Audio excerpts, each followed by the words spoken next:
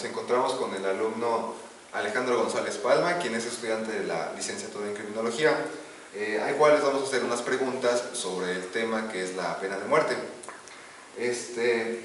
Joven Alejandro, la pena de muerte, o también llamada la pena capital, ha existido a la par con la humanidad. Hay antecedentes desde la antigua Roma, pero actualmente este tema es muy discutido en todo el mundo. Hay algunos países que optan por realizar este castigo, si se puede decir, como lo son Estados Unidos, Afganistán, Siria, Libia, entre otros. Pero si bien hay que centrarnos nada más en México. Hay un antecedente en el cual hubo una iniciativa en el 2009 por parte del Partido Verde Ecologista, en el cual proponían legalizar la pena de muerte exclusivamente para violadores y homicidas, me parece. En cuanto a usted respecta, ¿qué opinión tiene sobre la pena de muerte? Pues para mí se me hace una medida muy efectiva si nos centramos en precisamente esos dos rubros, los que son violadores y los que son homicidas. En el caso de los homicidas, que lo que comúnmente se llama homicidas a sangre fría, homicidas seriales u homicidas pues a sueldo, gente que se dedica a matar gente, pues para mí sí es una respuesta viable, ¿no? el aplicarles este tipo de pena. Ok, entonces usted refiere que está a favor de la pena de muerte. Ahora bien, ¿cuáles son sus argumentos? ¿Por qué está a favor de la pena de muerte? Bueno, yo no he estudiado el tema siempre a fondo, pero sí tengo dos rubros interesantes. El primero, con respecto a el desarrollo del país y el desarrollo del sistema penitenciario. ¿A qué me refiero? Bueno, en México ocupa el 7º lugar a nivel mundial con sobrepoblación carcelaria. Y de este 7º lugar es porque en una cárcel tenemos 2.3 veces más reos de lo que la arquitectura nos permite tener. Hay un sobrecupo en todo. Exactamente, es decir, si tenemos 500 personas, una cárcel para 500 personas, tenemos dentro aproximadamente 1600 reos. Entonces, pues imagínate, es compartir la celda con 4 o 5 personas, tu espacio limitado está bastante cerrado y bueno, ese es un lado, ¿no? El espacio físico. Y aparte, México, el año pasado, 2014 a enero del 2015, gastó 1.704 millones de pesos tan solo para mantener 21 cárceles federales. O sea, estamos hablando de que nuestros impuestos, una gran cantidad de ellos va para mantener estas instalaciones.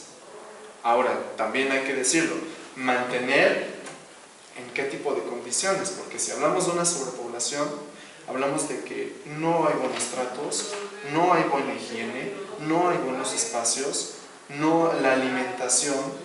O sea, si 1.704 millones están presupuestados para una cárcel con sobrecupo, entonces, ¿cuánto nos costaría realmente expandir esas cárceles, hacer unas instalaciones correctas, mantenerlos de manera correcta cada uno, darles una comida hasta cierto punto decente, no tan fea? Y el otro lado, para mí, en mi opinión personal, un violador reincidente o serial y un asesino reincidente o serial no creo que tengan tratamiento. Para mí esas personas no van a salir a la sociedad después de 30 años para vivir bien, para readaptarse, para reinsertarse y para reformarse. Y esas mismas personas, por defender su derecho de vida o por estar en contra de la pena de muerte, les mandamos 100 años de cárcel, 70 años de cárcel a secuestradores, 80 años de cárcel, 3 penas acumuladas. El último caso que se nos registró, que no recuerdo muy bien, pero sonó ridículo en los periódicos. Sin embargo, fue real. A una persona la condenan a 560 años en prisión. Entonces, tenemos una sobrepoblación y para evitar la pena de muerte, los mandamos de por vida. Nos van a robar impuestos, nos van a quitar dinero para mantenerlo solo porque no lo podemos eliminar. Eliminar suena muy feo, pero es la verdad. Entonces, más que nada, para mí esas son las dos vertientes por las que yo trabajaría para dar lugar a una discusión legítima sobre pena de muerte. Ok. Entonces, tu primer argumento se refiere más que nada a reducir la población de las cárceles, de los cerezos. Así es. Y por otro lado sería más que nada el sector económico. Es decir, todo el dinero que se junta por nuestros impuestos, utilizarlo, pero para agrandar los cerezos. No. O referías a darle trato digno a los condenados, a las personas. Así es. Mira, si yo no tengo por qué ampliar la cárcel, tengo que hacer un buen estudio. ¿En qué me refiero? ¿Cuántos violadores tengo en la cárcel? ¿Cuántos reincidentes? ¿Cuántos homicidios reincidentes o seriales tengo en la cárcel? Si reduzco a esa población, quizá no elimino el problema de sobrepoblación, ¿no? Pero sí puede reducir a una escala menor. Y si opto por, digamos, en un sistema utópico, porque México está muy mal realmente, pero en dado caso de que se reformara bien la ley, de que se aplicara de manera justa y no jurídica, entonces no metería tantos ladrones miniatura, tantos ladrones de hormiga, de robo hormiga, tantos ladrones de necesidad, y también se me reduciría otra escala.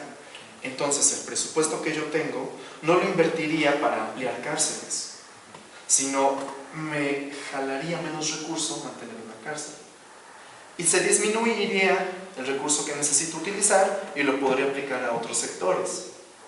Si quieres, de la misma área criminológica, penitenciaria, penal, puedo aplicarla a programas de prevención. Puedo aplicarla a programas económicos para no tener ladrones hormiga en otros sectores. Entonces, más que nada es, si yo aplico la pena de muerte, mi sobrepoblación reduce y me baja menos recursos. Igual, no voy a reducir impuestos, en teoría, y los voy a dividir mejor con otros sectores. Ese sería mi primer punto. Bueno, ambos argumentos son muy válidos. Igual, la pena de muerte la podemos observar desde distintos puntos de vista, pero me gustaría entrar mucho en lo que es la parte del derecho, porque si bien la pena capital viola lo que es un bien jurídico que está protegido por la Constitución, que es la vida, igualmente la ONU lo establece, que la vida no se puede quitar por ninguna razón, sin excepción alguna. ¿Qué opinas de esto? O sea, ¿cómo pretendes tú que se legisle la pena de muerte si estás violentando lo que es un bien jurídico protegido? Esa, yo creo que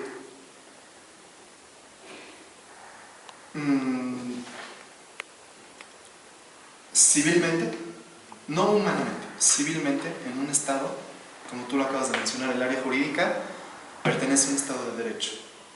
Y el área de la ONU a los derechos inherentes, a los derechos humanos.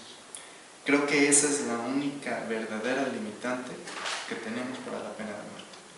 Así te lo digo ahorita sin estadísticas, sin una investigación, pero sí te puedo asegurar que así como en las elecciones pasadas las votaciones estuvieron tan divididas, 30%, 30%, 27% y 10%, así está con la pena de muerte. Un 40-60, un 45-55, o sea, realmente hay opiniones encontradas en gran número de gente a favor y en contra. Entonces yo creo que la limitante que más tenemos es precisamente el Estado de Derecho, no violentar un bien jurídico tutelado y no violentar un derecho inherente del ser humano. La contraparte de este argumento es cómo sirven nuestros derechos humanos.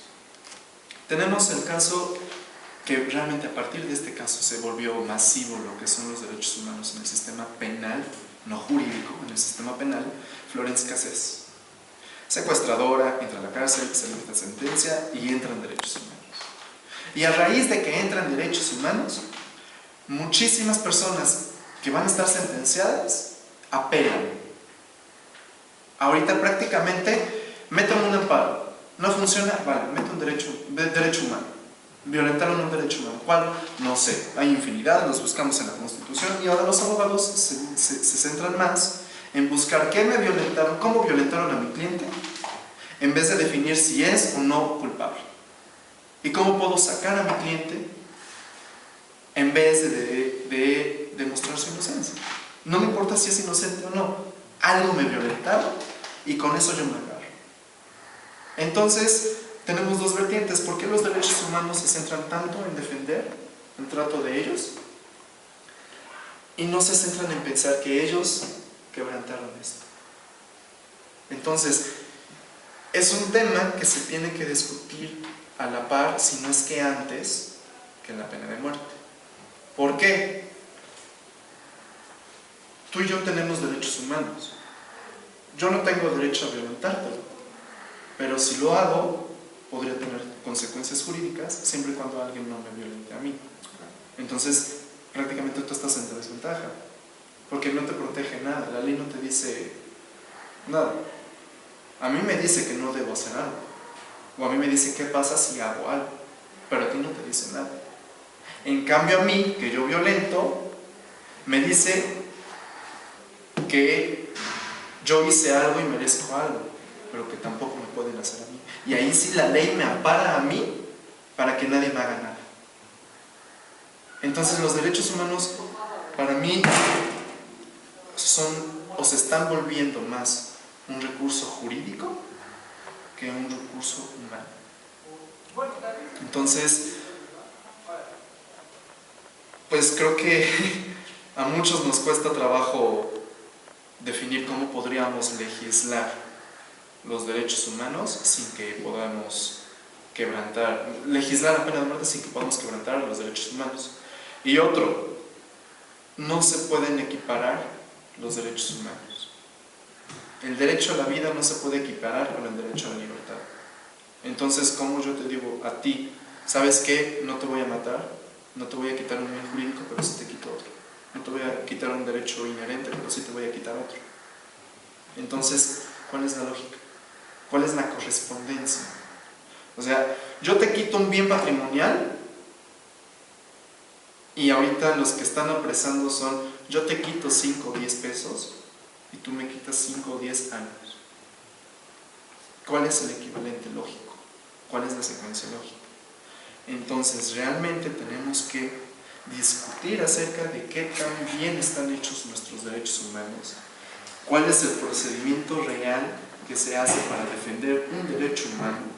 Hablemos de la vida, hablemos de la libertad sexual y hablemos de la libertad. Porque si nos metemos a que no te puedo quitar la vida, tampoco te puedo quitar la libertad, porque es un derecho inherente y nos tira todo el sistema penitenciario y nos tira todas las cárceles. Entonces, a eso es mi opinión. Yo creo que los derechos humanos están mal en primera. El derecho jurídico no ha evolucionado en ese aspecto, está muy cerrado.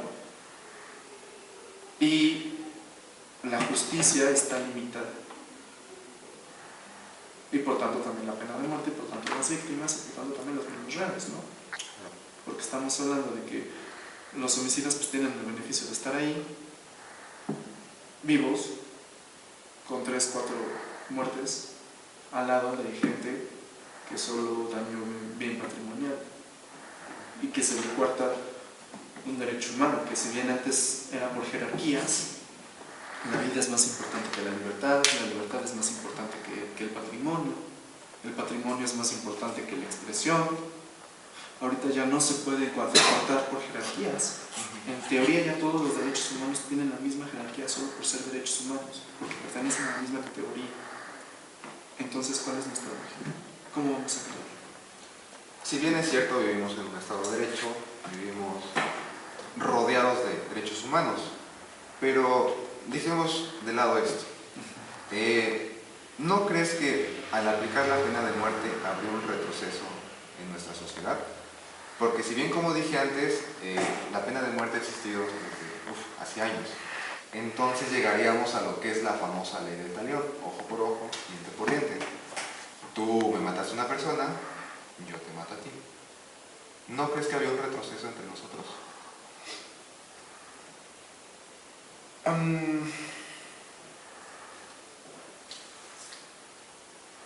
Yo creo que sí,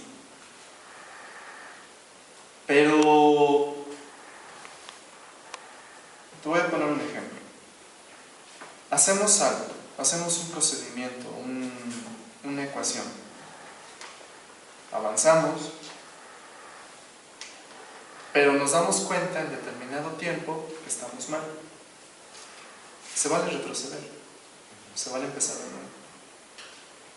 Entonces, nuestras leyes están mal. Tenemos una constitución de hace casi 100 años. Entonces, pues en primera, la sociedad no es la misma que hace 100 años.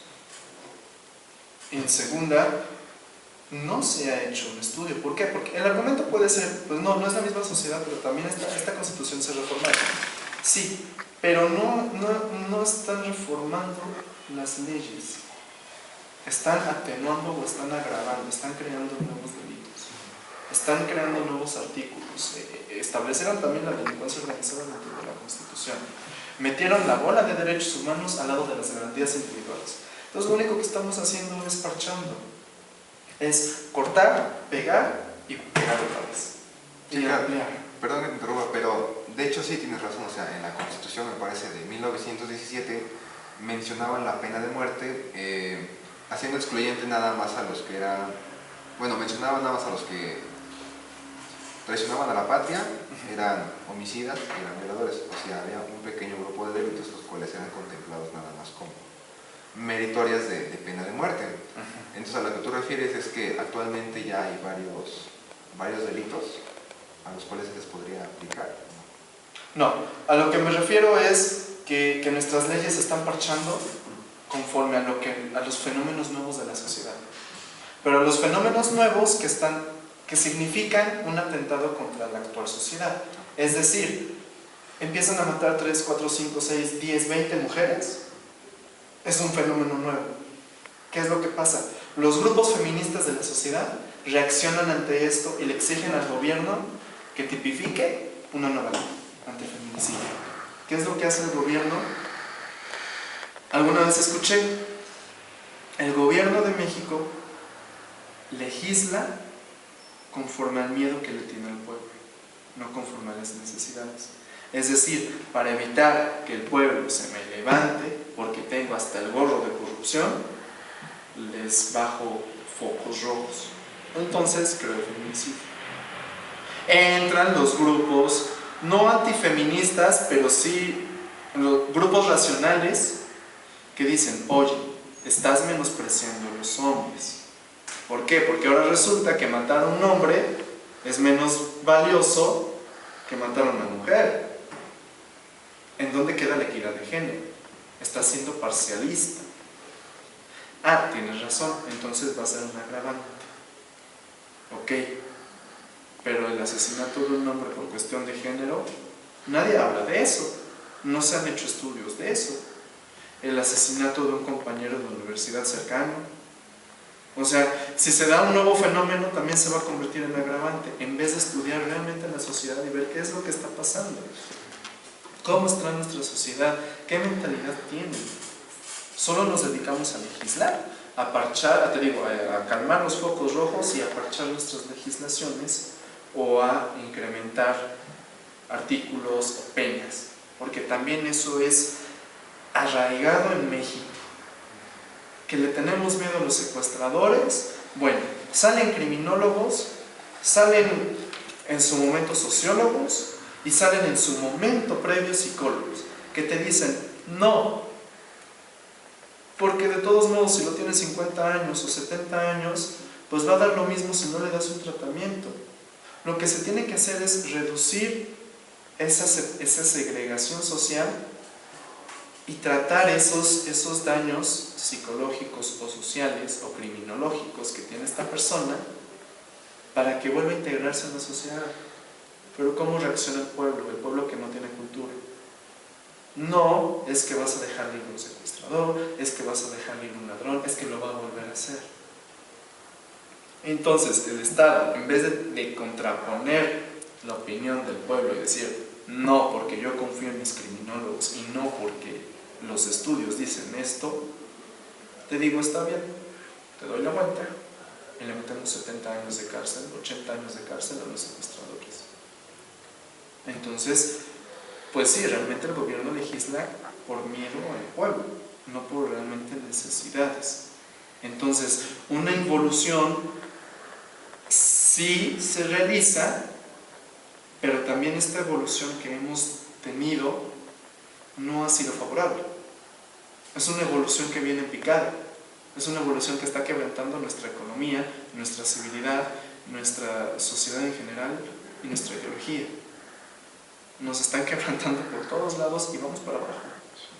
La corrupción ha ido incrementando. Si elimino mi sistema, si elimino mi partidocracia, no es una involución negativa, es una involución positiva porque desde acá estás yendo mal, pues tienes que regenerar camino. Lo mismo pienso con las leyes. Haz un estudio bien, estudia realmente tu sociedad, ve cuáles son los factores que realmente están importando, no cuáles son las consecuencias de esos factores, y no castigar esas consecuencias con respecto a lo que quiere el pueblo. Entonces estudia bien la pena de muerte porque realmente funciona, o para nosotros funcionaría, o no lo hemos probado actualmente con esta sociedad, y hazlo y pruébalo y tipifícalo. Yo no creo que podamos estar peor que como estamos ahorita, al menos no en este aspecto. Bueno, pues me gustaría finalizar con esta entrevista agradeciendo, claro, tu participación, tu opinión, y creo que sería todo. Gracias. Muchas gracias.